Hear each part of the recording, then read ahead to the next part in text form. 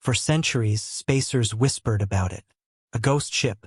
A war relic so advanced it could bend battles around its will. The name changed from tongue to tongue, the Black Spear, the Ghost of Titan, the Vigil of Sol. But the story was always the same. It appeared without warning, annihilated fleets in moments, and vanished before anyone could track it. The Galactic Dominion dismissed it as propaganda. Myths to scare pirates or embolden rebels. Admiral Karvek certainly didn't believe in it, until the day his 7th Armada entered the Sol frontier.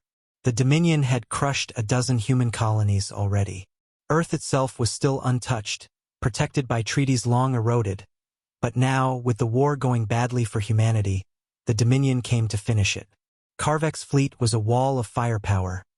60 heavy cruisers, 20 dreadnoughts, and a flagship so massive it could blot out a moon. Forward scouts report no major resistance, his sensor officer reported. Karvek's tendrils coiled smugly. Good. Begin orbital encirclement. Let them see the might of the Dominion. Then the alarms began to scream. A contact had appeared on the edge of the system.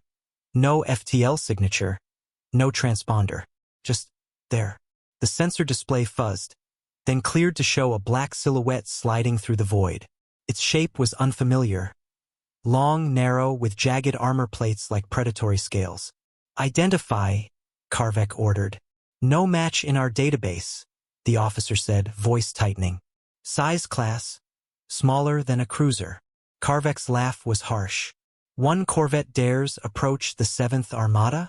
Vaporize it. 6 cruisers broke formation, locking weapons.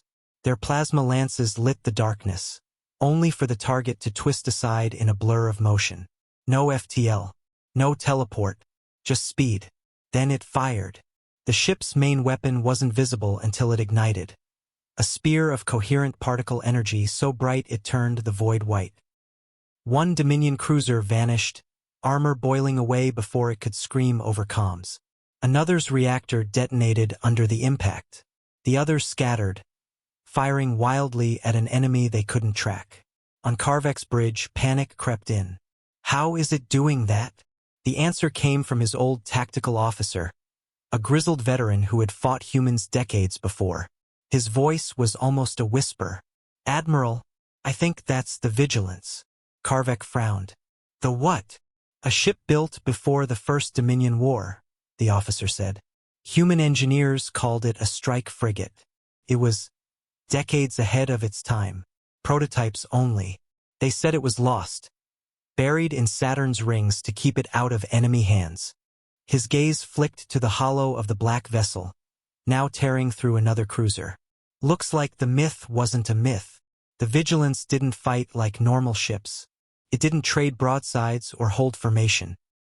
It darted between capital ships, its armor deflecting glancing blows, its rail cannons firing tungsten rods at near-relativistic speeds. The Vigilance weaved through fire like it knew where every shot would be before it was fired. Human war AI, Karvek realized with a shiver.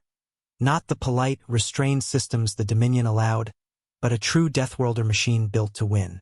Minutes later, the 7th Armada was wreckage. Half its ships gone, the rest fleeing for deep space. The black ship slowed, its hull glowing faintly from battle heat. For the first time, it opened comms. A human face appeared on Karvek's cracked bridge display. Scarred, calm, eyes like steel. This is Captain Mara Vance of the UNS Vigilance, she said. You have trespassed into Sol space. Leave, now, or your story ends here. Karvek didn't answer. He just gave the order to retreat. As the battered Dominion ships limped away, he realized something chilling. The Vigilance was not a relic. It was a promise, and humanity had just kept it.